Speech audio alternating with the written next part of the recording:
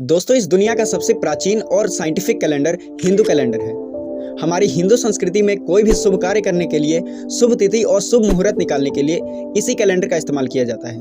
कुंडली बनवाने से लेकर विवाह करवाने तक इसी कैलेंडर की आवश्यकता पड़ती है, जिसे हिंदू पंचांग भी कहते हैं। ये हिंदू पंचांग भले ही सबसे प्राचीन हो, लेकिन इसकी कैलकुलेशन बिल्कुल एक्यूरेट होती है। नासा की ऑब्जर्वेटरी के कैलकुलेशन और हिंदू पंचांग के कैलकुलेशन में दिन छोड़िए मिनट और सेकंड का भी अंतर नहीं होता है। द्वापर युग में हिंदू कैलेंडर के लिए सप्तऋषियों के नाम से संवत चलते थे। फिर कृष्ण के राज्याभिषेक के बाद श्री कृष्ण संवत, और फिर युधिष्ठिर के राज्याभिषेक के बाद युधिष्ठिर संवत, और उसके बाद उज्जैन के राजा सकार विक्रमादित्य के बाद विक्रम संवत, जो कि आज भी चल रहा है।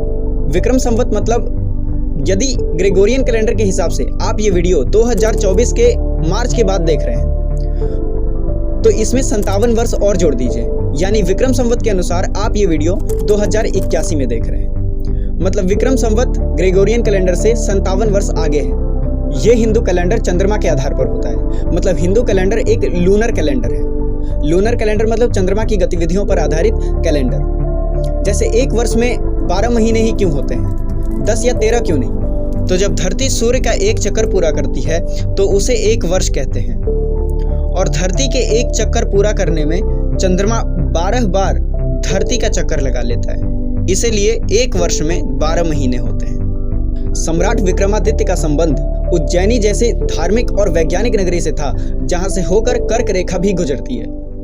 यानी विक्रम संवत एस्ट्रोलॉजिकल और एस्ट्रोनॉमिकल पैरामीटर्स पर बिल्कुल सटीक उतरता है। विक्रम संवत के अनुसार नया वर्ष चैत्र के शुक्ल पक्ष से आरंभ होता है, और इस वक्त चंद्रमा चित्रा नक्षत्र और मेष राशि में प्रवेश कर रहा होता है।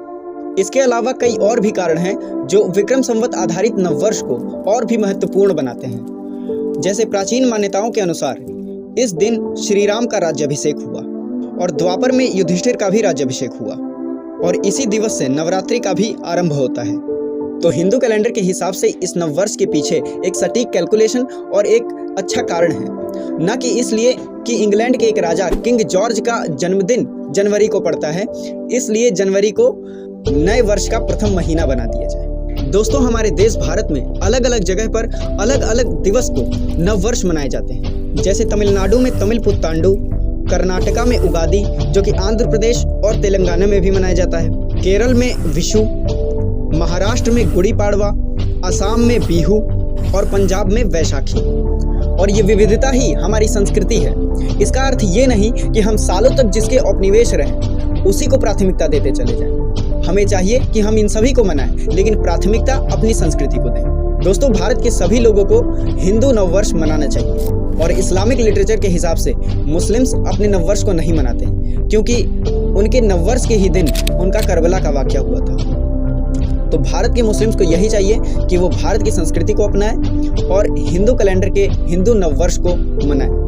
और दोस्तों, ये मत भूलिए कि जिसको न निज गौरव यथा निज राष्ट्र पर अभिमान है, वह नर नहीं नर पशु निरा और मृतक समान है। नमस्कार, जय हिंद, वंदे मातरम। दोस्तों, वीडियो को लाइक करिए और चैनल को सब्सक्राइब करिए और कमेंट करिए, और हो सके तो वीडियो को शेयर भी करिए।